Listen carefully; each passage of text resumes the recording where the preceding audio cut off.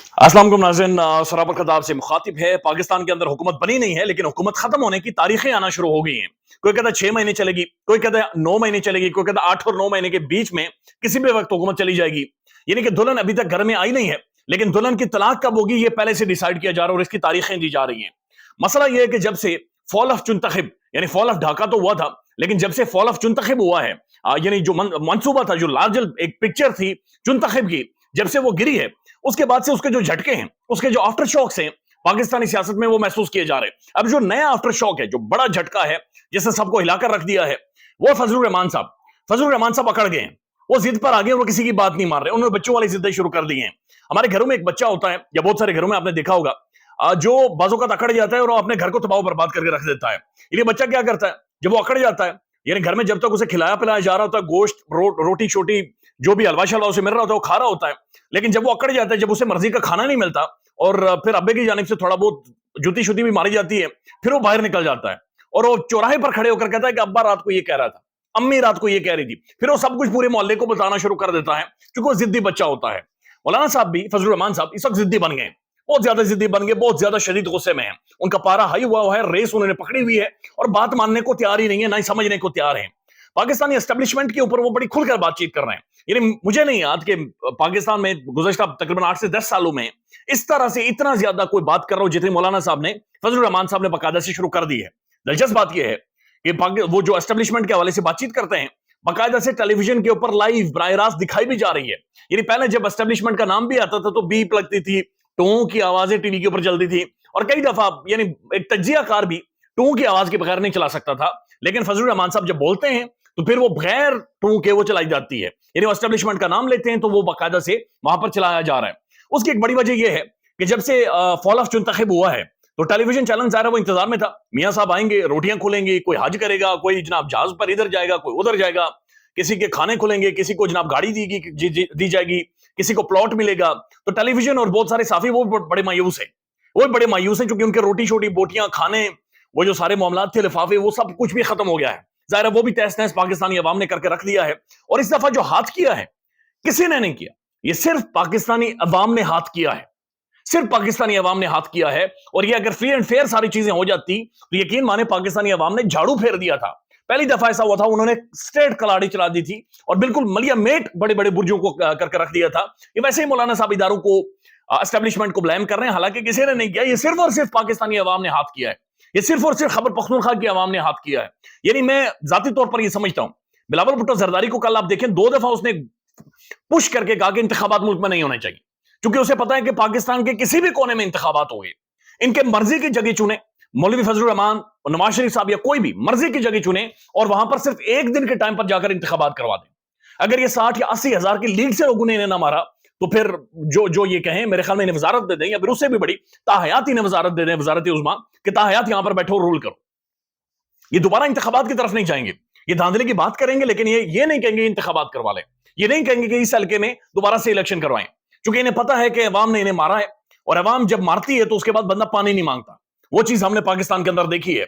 यानी कि मियां साहब का बड़ा तगड़ा करियर था, इनके जो जड़ें थी बड़ी मजबूत थी पाकिस्तान की ब्यूरोक्रेसी में, लेकिन उसके बावजूद जब अवाम निकली है तो उसके बाद एक सीट जो मियां साहब को जिताई गई है, उसके बारे में 3 दफा मौलवी फजलुर रहमान साहब ने कहा कि मियां नवाज शरीफ को कद दिखाया गया है, उसे कद दिखाकर कहा गया है कि ये तुम्हारा कद है, और ये 3 दफा जोर देकर उन्होंने कहा है।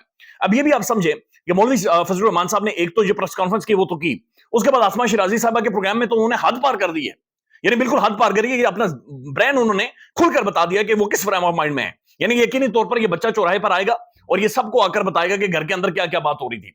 हामिद मीर साहब का तजिया में देख रहा था दुनिया न्यूज पर, उन्होंने कहा कि जनाब ये लंका ढहने वाली है, बस ये देखना ये है कि कौन कितनी लंका ढाएगा, बस ये कोशिश करें कि बड़ी लंका ना ढाए, छोटी छोटी लंकाएं ढाते रहे, क्योंकि सबको पता है कि अब सारी बातें खुलकर सामने आने वाली हैं कि खान के साथ क्या हुआ था। ये तख्ते तवे पर बैठे हुए और ये एक एक बंदा खुद बताएगा कि खान के साथ क्या हुआ, किस तरह से हुआ, किसने क्या किया, किसे पैगाम पहुंचाया गया, कौन सहूलतकारी कर रहा था और कौन सहूलतकारी नहीं कर रहा था। अब ये भी आप ज़हन में रखें कि जब पहली पीडीएम मौलवी फजलुर रहमान साहब ने बनाई थी तो 2 सालों में तबाही मची है पाकिस्तान में, साफी कत्ल हुए, इमरान रियाज खान साहब जैसा बंदा उठाया गया, यानी जुल्म और सितम की इंतहा हो गई थी, इंतहा घुटन इस मुल्क के अंदर होती थी, अभी भी महसूस होती है, लेकिन घुटन थी, लिटरली घुटन थी। उस दौरान फजलुर रहमान साहब खामोश थे, बिल्कुल गायब थे। उस दौरान सिर्फ एक ही खबर आई थी कि थाईलैंड गए हैं। थाईलैंड में चूंकि मैं खुद गया हूं, बड़ी जबरदस्त जगह, बीच बड़े अच्छे हैं, تھائیلینڈ کے اندر اور اس کے علاوہ کوئی مشہور چیز نہیں ہے، لیکن سب سے زیادہ مشہور مساج ہے وہاں پر. مساج سینٹر بڑے اچھے ہیں، تگڑا مساج کیا جاتا ہے، ایک وین کا جو خون ہے بحال کیا جاتا ہے. اس کے علاوہ کوئی چیز میں نے دیکھی نہیں ہے. بیچ ہیں، یہ ساری چیزیں ہیں. لیکن بہرحال وہ وہاں پر صرف ایک خبر آئی تھی کہ وہ تھائیلینڈ چلے گئے. اس کے علاوہ کوئی خبر اس دوران نہیں آئی. کوئی چیزوں کو انہوں نے کنڈیم نہیں کیا، بلکہ جب بھی بات چیت کرتے تھے تو ایسا محسوس ہوتا دانتوں میں تیلی مارتے ہوئے انجوائے کر رہے ہیں، محسوس ہو رہے ہیں. لیکن اب لگ پتا گیا ہے کہ جناب ان کے ساتھ ہاتھ کیا ہوا ہے. اب مولوی فضل الرحمان صاحب نے جو گفتگو کی ہے آسما شیرازی صاحبہ کے پروگرام میں، وہ آپ کے سامنے رکھ دیتے، آپ کو خود ہی پتا چل جائے گا کہ یہ معاملات کس طرف جا رہے ہیں. فضل الرحمان صاحب یہ کہتے ہیں کہ یہ دھاندلی زیادہ پارلیمنٹ ہے، ساری دنیا جانتی ہے کہ دھاندلی زیادہ پارلیمنٹ ہے، لہذا جو کچھ بھی اس پارلیمنٹ کے اندر ہوگا اس کا کوئی اثر نہیں ہوگا، یعنی اسے کوئی نہیں مانے گا. یہ ابھی پارلیمنٹ بنی ہی نہیں ہے. پارلیمنٹ کے یعنی دلہن نے ابھی تک نکاح نامے کے اوپر دستخط ہی نہیں کیے. پہلے کہا جا رہا ہے کہ نہیں اس دلہن کے کپڑے اتریں گے، یہ دلہن جناب بدنام ہوگی. یہ دلہن نے نہ اسے روٹی پک دی ہے، نہ اسے گھر میں جھاڑو دیا جاتا ہے، اس کی کوئی ویلیو کوئی نہیں ہے، یا نہیں ماری جائے گی بیچاری. تو یہ پہلے سے اس کے بارے میں کہا جا رہا ہے. فضل الرحمان صاحب یہ کہتے ہیں کہ ہمارے عدالتوں کے فیصلوں کی ہم کوئی نظیر دنیا بھر میں نہیں دے سکتے، عدالتوں کے فیصلے نہیں مانے جاتی. جب خان کو تہس نہس کیا گیا اور اس کے اندر عدالتیں سہولت کاری کرتے ہوئے ہم سب نے دیکھی ہیں، باقاعدہ سے بہت ساری چیزیں. یعنی پاکستان کے اندر اسلام آباد ہائی کورٹ کے معزز ججز خود یہ کہتے رہے کہ جا کر پریس کانفرنس کر دیں، نہیں تو ہم نہیں ضمانت دے سکتے. 18 دفعہ بندے پکڑے گئے ایک بندہ. اب اس کے اوپر خاموش ہو جائیں، ظاہر خاموش ہو سکتے ہیں، لیکن حقیقت یہی ہے، حقیقت یہی ہے کہ عدالتیں سہولت کاری کرتے رہی ہیں. حقیقت یہی ہے کہ پاکستانی عدالتوں کے بارے میں ٹرانسپیرنسی انٹرنیشنل نے کھل کر یہ کہا ہے کہ پاکستان کا کرپٹ ترین ادارہ ہے، سب سے بڑا کرپٹ ترین ادارہ ہے. فضل الرحمان صاحب یہ کہہ رہے ہیں کہ عدالتوں کے فیصلوں کے ہم نظیر نہیں دے سکتے کیونکہ بہت زیادہ مسئلہ ہو گیا.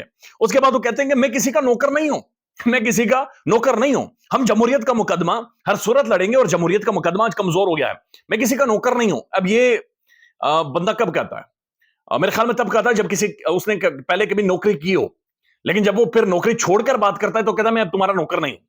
تو فضل الرحمان صاحب نے کہا کہ میں کسی کا نوکر نہیں ہوں، ہم کسی کے نوکر نہیں ہیں، ہم جمہوریت کا مقدمہ لڑیں گے. جمہوریت کا مقدمہ بہت زیادہ کم ہو گیا ہے. انہوں نے کہا کہ مجھے مائنس نہیں کیا گیا پاکستانی سیاست سے، میری پوری جماعت کو مائنس کر دیا گیا ہے. انہوں نے کہا کہ اگر ہماری جماعت مائنس ہوگی تو ہم کیا کریں گے؟ ہم تو پھر لڑیں گے، مائنس نہیں ہونے دیں گے، ہم تو پھر لڑیں گے. فضل الرحمان صاحب کہہ رہے ہیں کہ ہم لڑیں گے.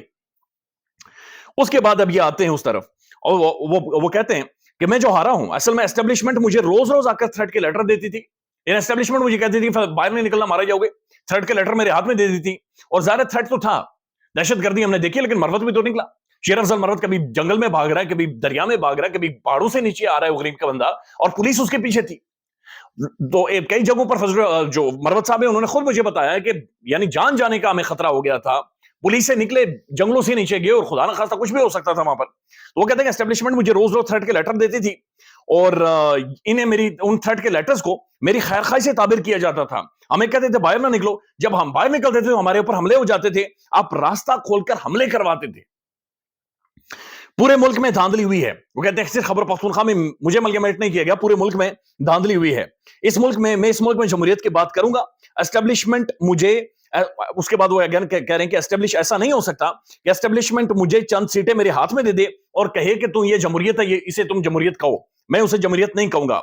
انہوں نے کہا کہ میں ایسا بالکل نہیں کروں گا کہ اسٹیبلشمنٹ کی دی ہوئی سیٹیں لوں اور اس کے بعد اسے جمہوریت کہہ دوں. شہباز شریف کی مجھے کال آئی تھی، لیکن میں نے شہباز شریف کو منع کر دیا کہ میرا وہاں پر کام نہیں ہے، میں ریلیونٹ ہو گیا ہوں بہت زیادہ.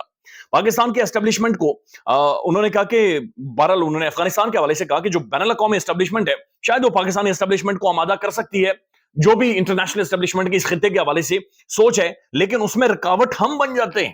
وہ کہتے ہیں کہ میں رکاوٹ بن جاتا ہوں، انٹرنیشنل اسٹیبلشمنٹ کے سامنے کھڑا ہو جاتا ہوں. وہ کہتے ہیں کہ ہم سوچ رہے تھے کہ اسٹیبلشمنٹ کا رویہ بدل جائے گا، لیکن ان کا رویہ یعنی اسٹیبلشمنٹ کا رویہ انہوں نے پھر سے کہا کہ سیم ہے تمام پاکستان کے پولیٹیشنز اور پولیٹیکل پارٹیز کے بارے میں.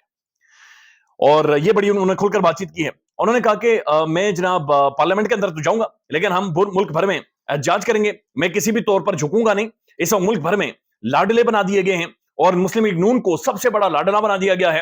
میاں نواز شریف صاحب کے بارے میں سوال ہوا تو انہوں نے کہا کہ میاں نواز شریف کو اس کا قد دکھایا گیا ہے اور جو سیٹ انہیں ملی ہے میاں صاحب کو بتایا گیا کہ تم سیٹ جیتے نہیں ہو، تمہیں ہم نے سیٹ دی ہے. اب یہ جو سینٹنس ہے کہ تم سیٹ جیتے نہیں ہو، ہم نے تمہیں سیٹ دی ہے، یہ 3 دفعہ مولانا فضل الرحمان صاحب نے ریپیٹ کیا ہے. اب یہ بڑی سخت گفتگو ہے جو انہوں نے کی ہے اور یہ اسی طرح سے پاکستان کے ٹیلی ویژن اور یوٹیوب کے اوپر بھی موجود ہے. مسئلہ یہ ہے کہ جناب گیم پڑ گئی ہے اور ایسا محسوس ہو رہا ہے کہ شاید وہ ٹائم آنے والا ہے کہ جہاں پر یہ سارے مل کر جو پی ڈی ایم بنی تھی، جنہوں نے خان کی حکومت گرائی تھی، یہ سب مل کر معذرت کے ساتھ یہ سب مل کر دیگچیاں لے کر پھول لے کر خود اڈیالہ جیل کے باہر جائیں گے اور خان کو کہیں گے دوبارہ آ کر اقتدار میں بیٹھو۔ یقین مانے ایسا محسوس ہو رہا ہے کہ یہ خود مل کر پوری پی ڈی ایم، فضل الرحمان لیڈ کرے گا، پیچھے معاشرے، پیچھے شباشرے، پیچھے زرداری، یہ سب پھول لے کر اڈیالہ جیل کے سامنے جائیں گے، نیچے جھک کر کہیں گے کہ خان کو باہر نکالو اور خان کو دوبارہ جاگ لا کر وزارت تک چھوڑ کر آئیں گے۔ حالات اسی طرف جا رہے ہیں۔ جو فضل الرحمان صاحب کا مائنڈ وہ بتا رہے ہیں نا، یہ بچہ چوراہے پر آ کر سب کچھ بتائے گا۔ خیال رکھیے گا اپنا، اللہ حافظ۔